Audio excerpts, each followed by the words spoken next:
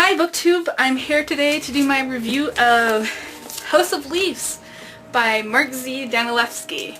Yes, the W is pronounced as a V. My last name is kind of similar to his.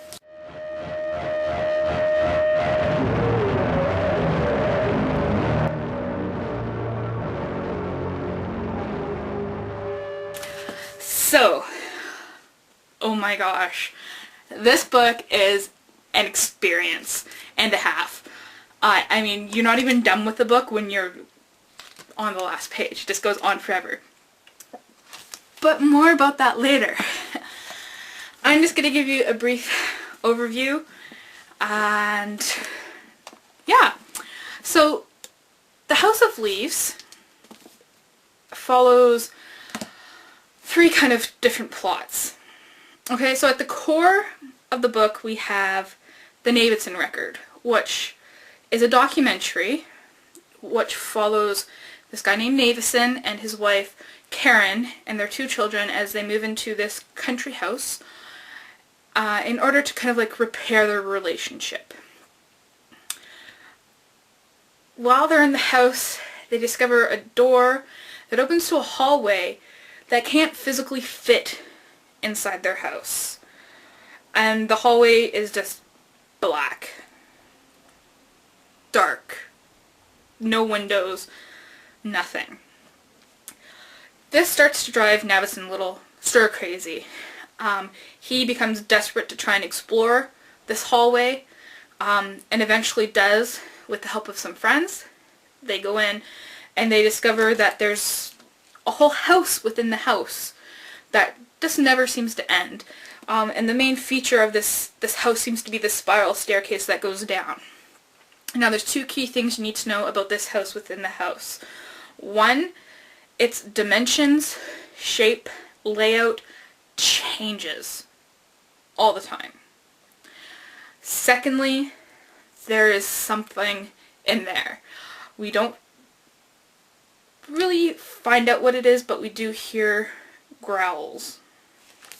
Okay, that's the first story. The second story is that of Zampino.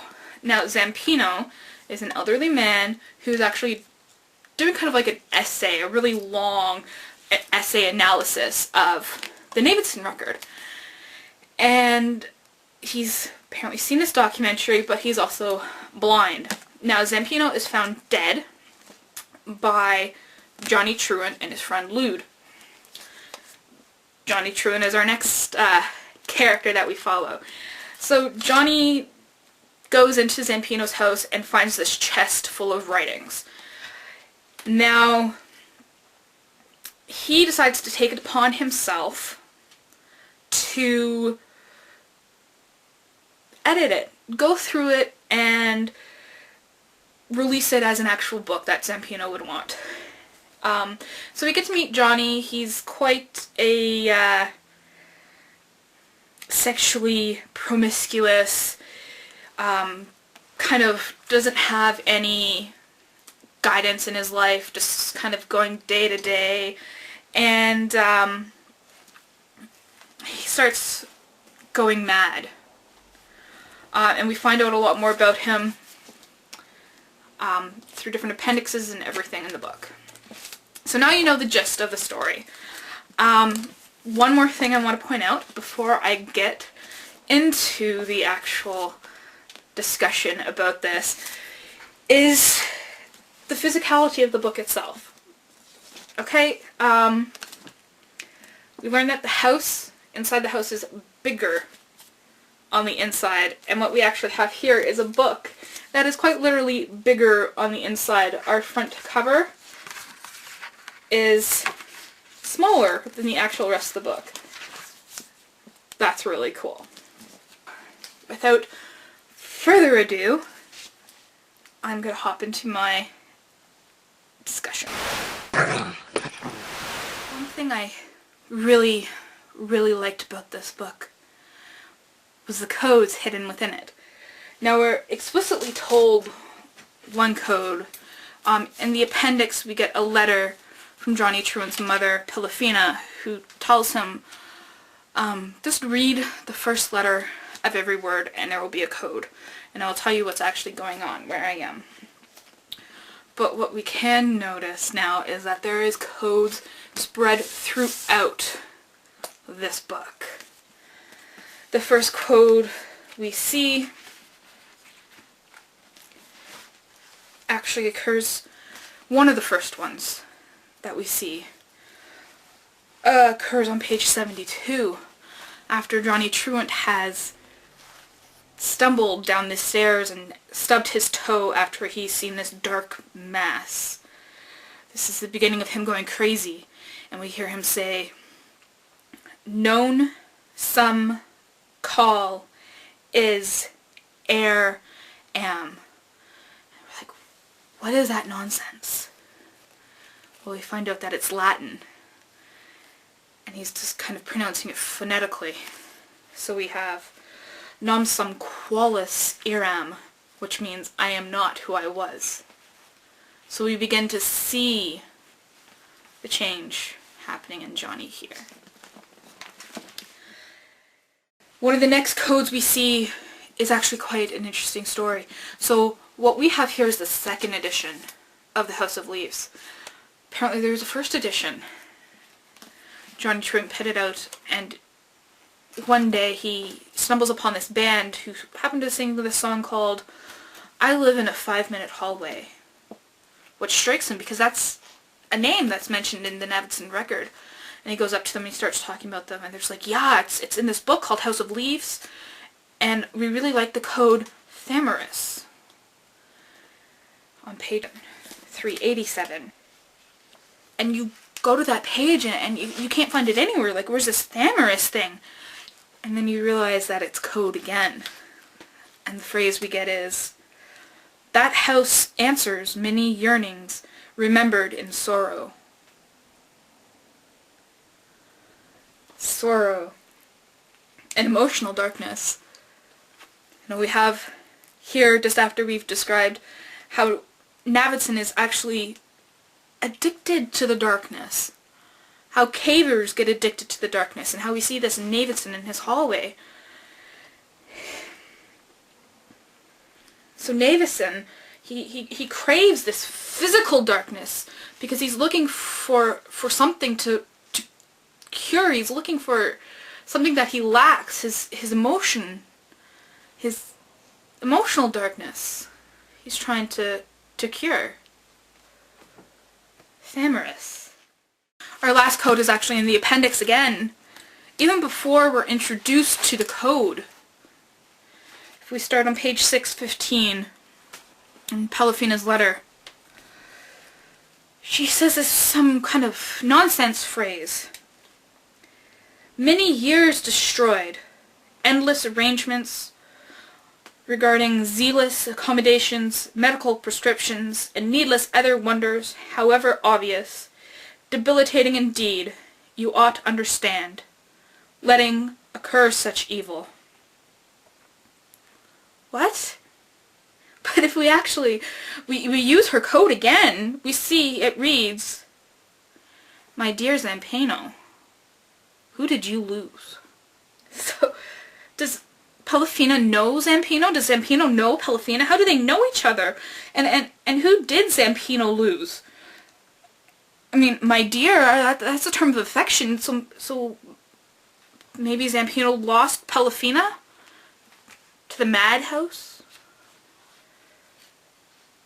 But let's look just a little bit further. We have this letter from Zampino, dated September 21st, 1970.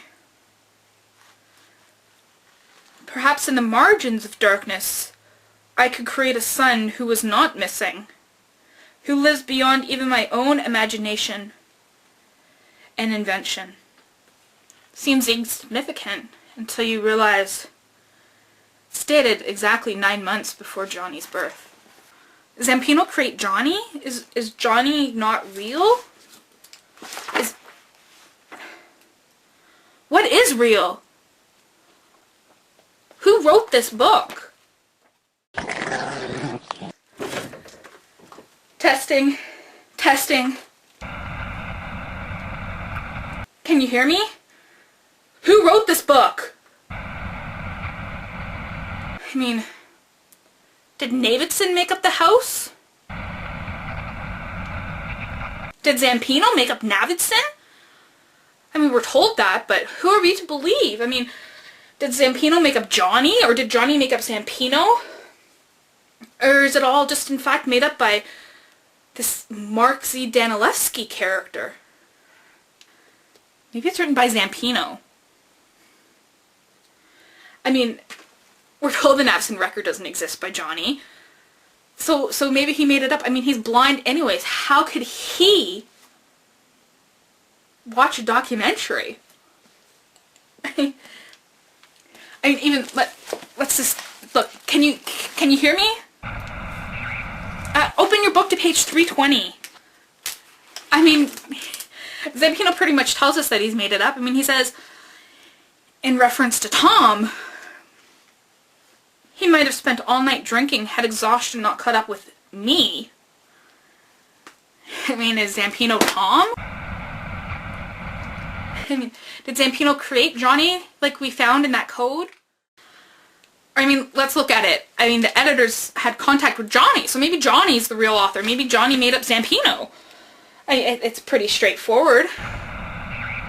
We learned that Johnny, his father died when he was young, and the only other father figure he had throughout his life was abusive. So maybe he created Zampino and the whole Navidson record as a father figure. I mean, or maybe we're just talking nonsense. I mean, maybe the author is Danilewski. His name's on the cover, and you know, who else would code their name in the footnotes, starting from 27 into 42? Name's on the title page and everything. Wait. Can you hear me? Do you see this? Do you see this? It's not bound with the other pages. It's almost like it can be ripped out so easily. Well, then we have Zampino as the author. I mean, it says so right here. And Johnny Truant. I mean, we have all these different fonts. I mean, do they mean anything? Zampino writes in Times New Roman. I mean, times, the past, the present, and the future all seem to happen all at once in this book. Is it Johnny? He writes in Courier. I mean, he's the one who delivers the story like a courier. I mean, even the editors write in Bookmen, which is, I guess, what they are. They're bookmen. Wait. Pelafina's letters are written in Dante? Dante's Inferno? Is Pelafina Dante? Is she going to the depths of hell? Mr. Monster, do you hear me? I mean, the house is hell. Pelafina's stuck. She's going down into hell. I mean, maybe Pelafina created all this. Maybe she actually did really kill her son. She strangled him for real. And this is who she lost. You know, we're even told, the last we hear of Johnny on page 521, we're told the child is gone. Maybe she really is mad. But she actually created a way to keep Johnny alive. I mean, you have the check mark. Did he receive her letters? Or could he not receive the letters? Can you hear me? Are you there?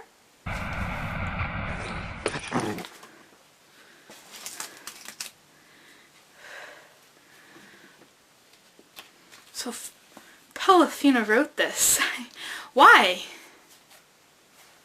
Why did she write this book? What's at the core of this book?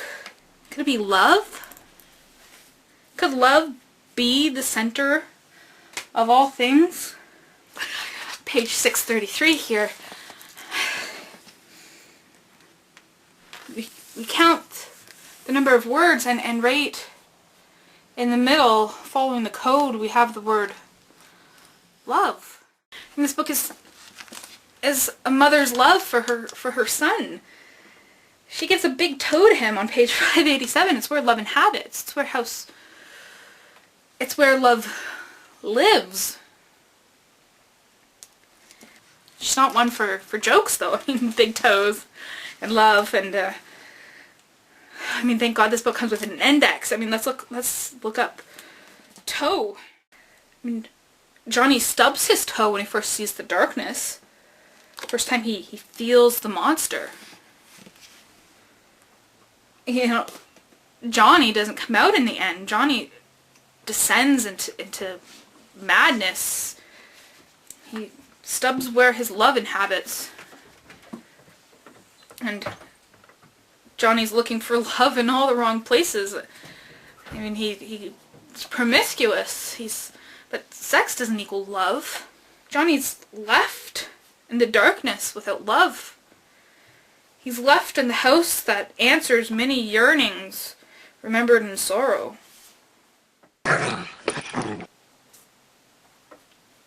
But who does find love? Who comes out? Zampano doesn't come out.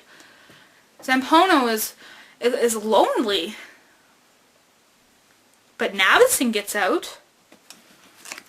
I mean, that's what the whole thing is Navison goes looking for a house with Karen so they can rebuild their love.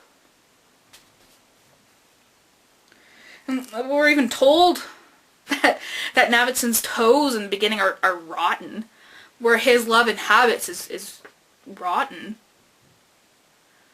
And it's not until that his wife, his lover, Karen, is able to overcome the sorrow and the darkness and discover her love and go into that hallway and take Navison out, that he comes out and his feet are cured. His toe is cured. He has his happy ending. He has found love with Karen.